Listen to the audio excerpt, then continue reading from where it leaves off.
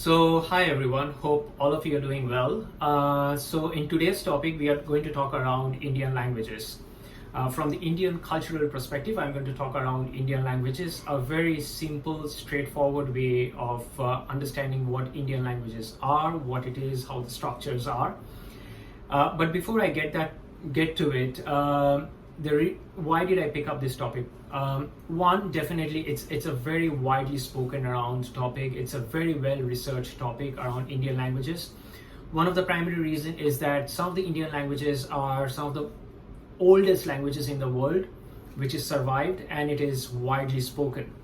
But the other thing is also it emanates from the fact that knowingly or unknowingly, I would say unknowingly, people are quite ignorant around Indian languages, or they may not have access to the right set of information. So I'm going to summarize all of that with my research and going to give you a quick update on it.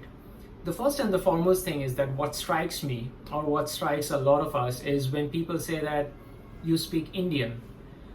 The first thing is that there is nothing called Indian language.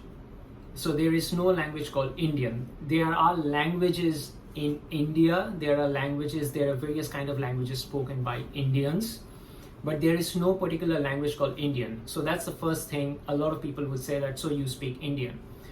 And when you give an answer saying, no, I don't speak Indian as a language, then people would say that, oh, so you speak Hindu. Now, again, I understand that it comes from lack of information or being ignorant. But sometimes when you give an answer to someone saying that, oh, so if you don't speak Indian, I'm sorry, you speak Hindu, it comes out in a bad taste sometimes, if I would say. I know, it's because of lack of information or of ignorance, but sometimes it comes out in a very ignorant fashion, in a very bad taste it comes out, that you speak Hindu.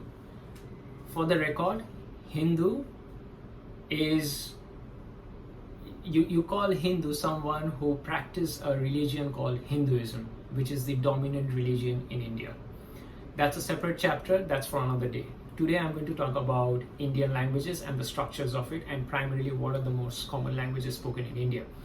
So first and foremost, there are several thousand there are quite a number of mother tongues in India, and then there are various dialects around it. So languages in India keeps on changing by every 100 kilometers or 200 kilometers that you travel around India. And it depends on which part of India you are. There are dominant languages and there are derived dialects from those languages. So the first and the foremost thing, the basic thing that we need to understand, and which I have written down in my notes, and I'm going to keep looking at it, so apologies for that. So Indian languages spoken in various states, and each state has its own language's identity. They are generally classified belonging to particular families of languages. So primarily it is divided in Indo-European, which is also known as the Indo-Iranian branch in particular. Then you have Dravidian. Then the third one is Austroasiatic, which is also known as the Munda in particular.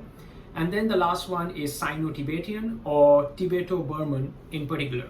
So basically 4 families which is classified within Indian languages. So that is Indo-European, Dravidian, Austroasiatic, which is also known as the Munda, and then you have Sino-Tibetan, which is also known as Tibeto-Burman in particular. So if you travel around India, you will see that there are glimpses of India having influences of various languages. And the reason for that is almost till 17th century, India accounted for almost 35% of the global GDP, which gradually kept going down to 22% throughout 18th century, and then through 19th century it kept on reducing as India was colonized and there were various things which kept on happening around India. So when you are 35% of the global GDP, it is understandable that you are both the economic center and the cultural center globally, and you will have confluences of a lot of communities and people coming in and trade and commerce happening, and your language over a period of time getting influenced because you have people coming in and settling in your country. So from those four larger branches of languages, officially, I would say again, officially, India has 22 languages. Although there are a lot more languages, but officially India has 22 languages, and I'm going to read out all those 22 languages, which is defined in India's constitution. Not in any particular order, but I'm just going to read out randomly to you. 1. Assamese. 2. Bengali. 3. Gujarati. 4. Hindi. 5. Kannada. 6. Kashmiri. 7. Konkani.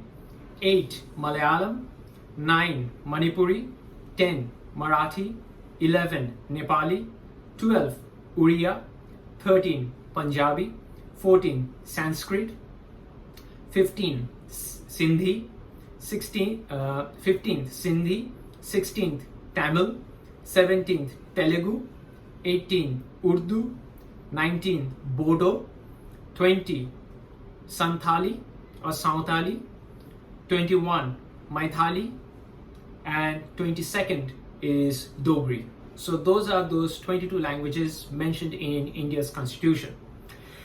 But there is one major language which is missing over here, which I found out from my research, and I was reading through a whole bunch of text, and that is English. If you ask anyone in India that what are your mother tongues or what are the languages that you speak, people are usually going to quote their mother tongue, which could be either of those 22 languages which I mentioned: Assamese, Bengali, Gujarati, Kannada, Kashmiri, Sanskrit, Sindhi, Tamil, either of it. And they are going to say that they also know Hindi and English. Or people are simply going to say that I speak Hindi and English, because Hindi is the mother tongue for a large majority of Indians. So either any of those 22 languages and English. So English is widely spoken in urban India. In most of urban India, people would speak English plus and minuses. More or less, somebody would be very fluent with it, somebody would be basic, elementary proficiency, but people would largely know around English. So if you're traveling around India, urban India, and if you only know English, you would be able to make your way around.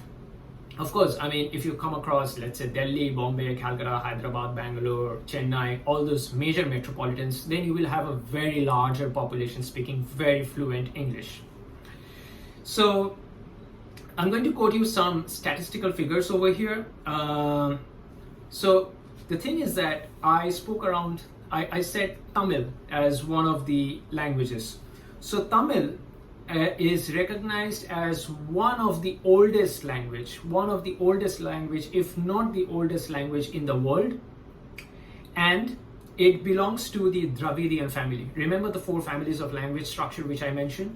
So Tamil belongs to the Dravidian family. And it has been said that the language has survived for more than 5,000 years.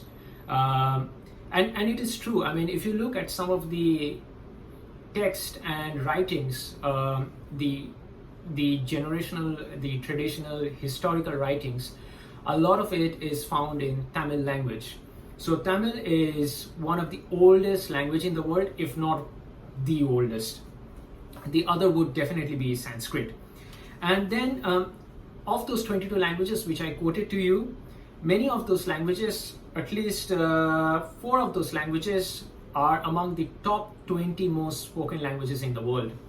So when I was going through the research, the numbers actually varied from research to research, but Hindi is the third most spoken language in the world in terms of population.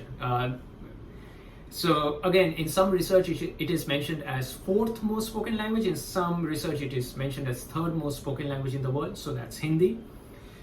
Bengali, primarily spoken on the eastern part of India, is the 7th most spoken language in the world. And when I was going through all the research, I found that it was consistently mentioned that Bengali is the 7th most spoken language in the world. And then there is Punjabi and Telugu. Punjabi, again, from the state of Punjab on the northern side of India. Telugu from the southern states of India. So these are the 4 languages which is among the top 20 most spoken languages in the world. Third being Hindi, third or fourth, depending on the research that you're looking at, and seventh is Bengali. And then among the top 20, the other two languages are Punjabi and Telugu.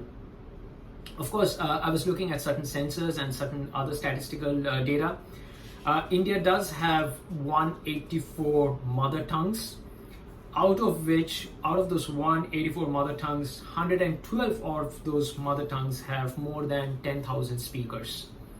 So next time, I guess it will help you in having a conversation, a more informed conversation with any of your friends whom you come across is either from India or has an Indian origin or the roots are in India, that India has many languages and Indian is not a language itself. Indians speak many languages. It could be Hindi, it could be English, it could be Assamese, Bengali, Marathi, Nepali, Oriya, Punjabi, the ones which I have mentioned. And possibly it gives you a better idea around the ancient text which has been written in some of these languages and the richness and the depth of it. I will try to cover more around Indian languages, which in itself is a major subject matter, and hope you will be able to find more information. But I hope today's video is helpful for the basic understanding of Indian languages. Thank you very much. Bye bye. See you.